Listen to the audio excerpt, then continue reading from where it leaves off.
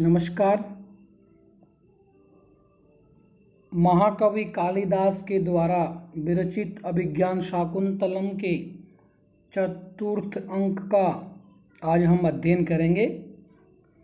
चतुर्थ अंक में अनुसूया यद्यपि नाम विषय परांग मुखस्य जनस्य एतन्न विदितम तथापि तेन राज्ञा शकुंतलायाम अनार्यम आचरितम।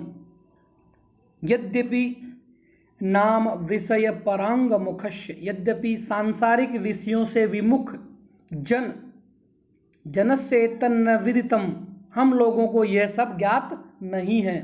तथापि तेन राज्ञा शकुंतलायाम अनार्यम आचरितम, तथापि मेरी दृष्टि में उस राजा दुष्यंत ने शकुंतला के प्रति अशिष्ट आचरण किया है। कण्वशिष्य यावद उपस्थिताम होमवेलाम गुरुवे निवेदयामि, तो अब मैं गुरुदेव को उपस्थित करते हुए हवन के समय की सूचना देता हूँ। निष्क्रांतः, यह कहकर शिष्य वहाँ से निकल जाता है। अनुसूया प्रतिबुद्धापि किम करिष्ये, जगकर भी मैं क्या करूँगी। न मैं उचितेष्वपि निज कार्येषु हस्तपादम प्रसरति, दैनिक कार्यों में भी मेरे हाथ पैर नहीं चल रहे हैं। काम इदानीम सकामो भवतु, काम अब सफल मनोरथ हों। ये ना सत्य संदेह जने शून्य हृदया शुद्ध हृदया सखी पदम कारिता, जिसने झूठी प्रतिज्ञा वाले व्यक्ति के साथ निष्कपट हृदय वाली जो शकुंतला है उसका प्रेम कराया है। अथवा दुर्वाससः शाप एष विकारयति, या फिर दुर्वासा का जो शाप है यह गड़बड़ कर रहा है। अन्यथा कथम स राजर्षि तादृशानि मंत्रित्वे तावतः कालस्य लेखमात्रमपि न विसर्जति, नहीं तो कैसे वह राजर्षि उस प्रकार के आश्वासनों को देकर भी इतने दिनों से एक पत्र भी नहीं भेज रहा है। अर्थात उसका यहाँ आना तो बहुत दूर है, वो कोई प्रेम पत्र भी नहीं लिख रहा है। अर्थात उसको शकुंतला की कोई चिंता नहीं हो रही है, वह शकुंतला को भूल गया है। तदितो अभिज्ञानम अंगुलीयकम तस्से विसृजावः, तो यहाँ से पहचान के लिए दी गई अंगूठी उसके पास हमें भेजनी चाहिए। दुखशीले तपस्वी जने को अभ्यर्थताम, किंतु निरंतर कष्ट सहन करने वाले तपस्वी जनों में किससे प्रार्थना की जाए या किसको संदेश भेजने के लिए आदेशित किया जाए। ननु सखीगामी दोष इति व्यवसितापि, ननु सखीगाम दोष इति व्यवसितापि न पारयामि प्रवास प्रतिनिवृतस्य तात काश्यपस्य दुष्यंत परिणीताम आपन्न सत्वाम शकुंतलाम निवेदितम।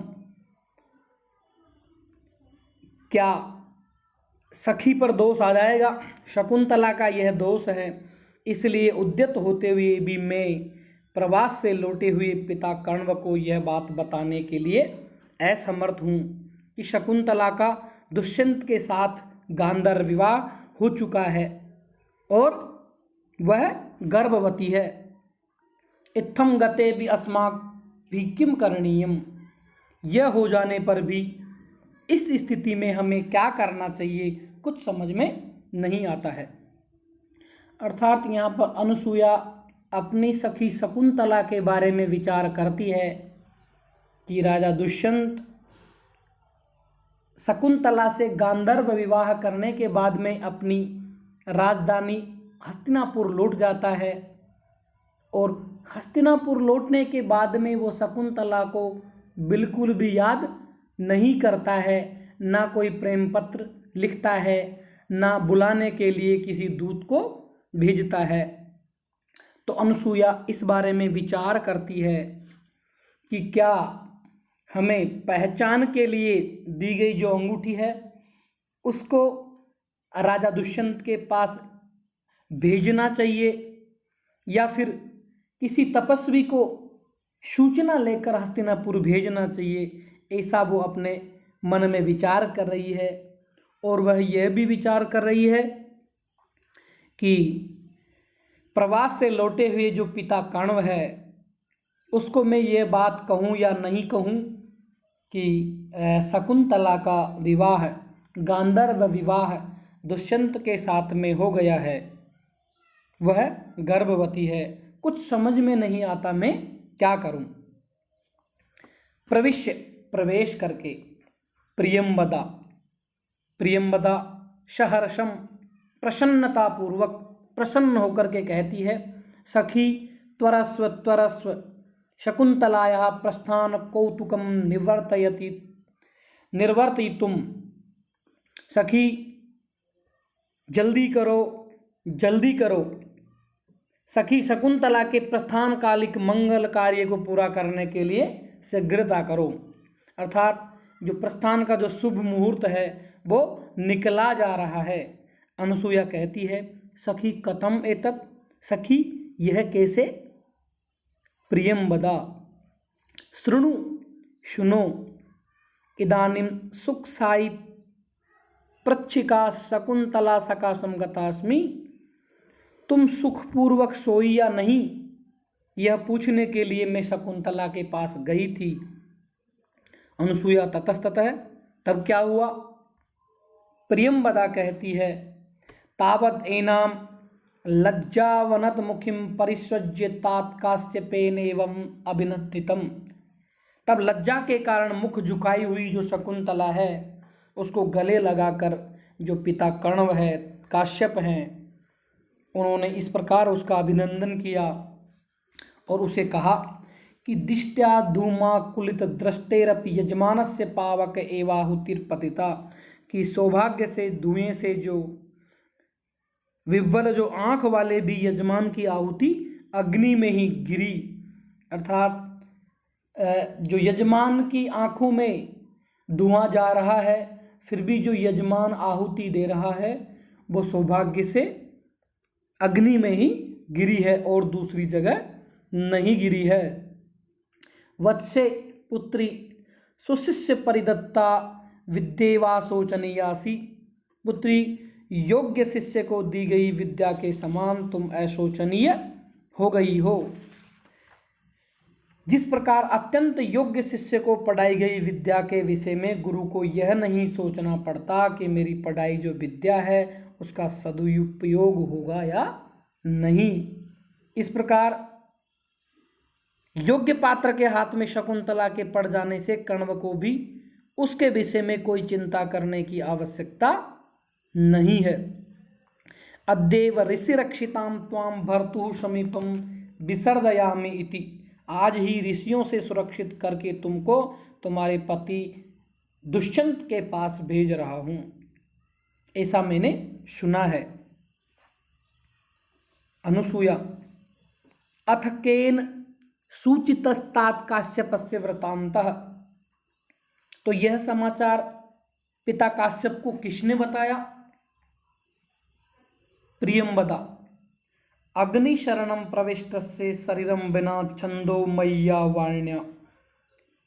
यज्ञशाला में प्रवेश करते हुए उनको अशरीरिणी छंदोमयी वाणी ने बताया। अर्थात आकाशवाणी से उन्हें सूचना मिली कि आपकी पालिता पुत्री शकुंतला गर्भवती है। अनुसूया सविस्मयम आश्चर्य के साथ, कथम्यु किस रूप में। प्रियंवदा कहती है, संस्कृतम आश्रित्य, संस्कृत भाषा का आश्रय लेकर के, संस्कृत भाषा का सहारा लेकर के। श्लोक है, दुष्यन्तेनाहितं तेजो दधानां भूतये भुवः अवेहितनयां ब्रह्मन् अग्निगर्भां समीमिव। दुष्यन्तेनाहितं तेजो दधानां भूतये भुवः अवेहि तनयां ब्रह्मन् अग्निगर्भां समीमिव। श्लोक का अन्वय है, हे ब्रह्मन, दुष्यंतेन आहितं तेजः भुवः भूतये दधानां तनयाम अग्निगर्भाम शमीम इव अवेहि। ब्रह्मन, हे ब्रह्मवेता महर्षि कण्व, दुष्यंतेन आहितम तेजः, राजा दुष्यंत के द्वारा स्थापित जो तेज हैं, जो वीर्य है, भुवः भूतये, भूमंडल के कल्याण के लिए, पृथ्वी की कल्याण के लिए, दधानाम तनयाम, धारण करती हुई आपकी पुत्री को, अग्निगर्भाम समीम इव, अपने भीतर अग्नि को धारण करने वाली, समीम इव, शमी वृक्ष की तरह, समीलता की तरह, अवेहि समझो, हे ब्रह्मवेता महर्षि कण्व, राजा दुष्यंत के द्वारा स्थापित तेज को, स्थापित वीर्य को, पृथ्वी के कल्याण के लिए, उसके ऐश्वर्य को बढ़ाने के लिए अपने भीतर धारण करने वाली जो अपनी पुत्री शकुंतला है, उसको अग्निगर्भ समय वृक्ष की तरह समझो, उसको इस तरह जानो। अर्थात जो आपकी कन्या शकुंतला है वो दुष्यंत के द्वारा गर्भवती है तथा उसके गर्भ में जो तेज विद्यमान है वह भविष्य में पृथ्वी के कल्याण के हेतु कार्य करेगा, ऐसा छंदोमयी वाणी ने बताया। इस श्लोक में उपमा अलंकार है इव के कारण और अनुष्टुप छंद है। प्रस्फुटम सुंदरम साम्यम उपमेति विधीयते, ये उपमा अलंकार का लक्षण है। और अनुष्टुप छंद का लक्षण है कि श्लोके षष्ठम गुरुर्गेयम सर्वत्र लघु पंचमम द्विचतुष्पादयोरीश्वम सप्तमम दीर्घम अन्नयो। अनुसूया प्रियंबदाम आश्लिष्य, अनुसूया प्रियंबदा को गले लगाकर, सखी प्रियम में, सखी में प्रसन्न हूँ, किम त्वद्देव शकुंतला नियत इत्युत्कंठा साधारणम परितोषम अनुभवामि, किंतु शकुंतला आज ही पति गृह ले जाई जा रही है, अतः मैं विषाद मिश्रित संतोष का अनुभव कर रही हूँ। अर्थात मुझे खुशी भी है और थोड़ा दुख भी है। क्यों खुशी? इसलिए है कि मैं आज शकुंतला अपने प्रिय पति के घर जा रही है, और दुख इसलिए है कि वो हम दोनों सखियों से आज बिछुड़ रही हैं, तो मैं विषाद मिश्रित दुख का अनुभव या संतोष का अनुभव कर रही हूँ। प्रियंबदा सखी आवाम तावत उत्कंठाम विनोदिष्यावह, सखी हम दोनों तो अपने दुख को दूर कर लेंगी, हम दोनों तो अपने विषाद को दूर कर लेंगी। सा तपस्विनी निव्रता भवतु, लेकिन वह बेचारी तो सुखी हों।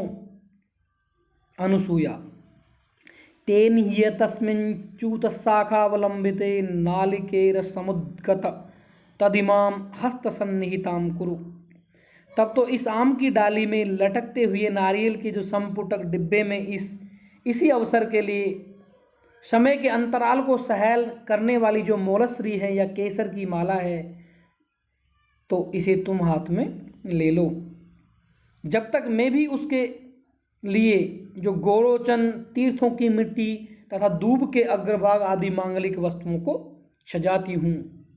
यावत् अहमपि तस्ये मृगरोचनाम तीर्थमृतिकाम दुर्वा किसलयान इति मंगल सम्मालंबन्नानि विरचयामि, तब तक मैं भी उसके लिए गोरोचन, तीर्थों की मिट्टी तथा जो दूब के अग्रभाग आदि मांगलिक वस्तुओं को सजाती हूँ। प्रियंबदा तथा क्रियताम वैसा ही करो। अनुसूया निष्क्रांता, अनुसूया निकल जाती है। प्रियंबदा नाट्येन सुमनसो गृह्णाति, प्रियंबदा फूलों को लेने का अभिनय करती है। नेपथ्य में गौतमी आदिश्यंताम सारंगर्वर मिश्रा शकुंतला नयनाय गौतमी शकुंतला को हस्तिनापुर ले जाने के लिए सारंगर्व आदि को आदेश दो। प्रियंवदा कर्णम दत्वा, प्रियंवदा कान दे करके, कान लगा करके, अनुसूय त्वरस्व, अनुसूया जल्दी करो जल्दी करो, एते खलु हस्तिनापुर गामिनः ऋषयः शब्दायन्ते, ये हस्तिनापुर को जाने वाले ऋषि बुलाए जा रहे हैं। अर्थात शकुंतला को अपने पति के घर को पहुंचाने वाले जो ऋषि हैं वो बुलाए जा रहे हैं। तो आज बस इतना ही। धन्यवाद प्यारे विद्यार्थियों।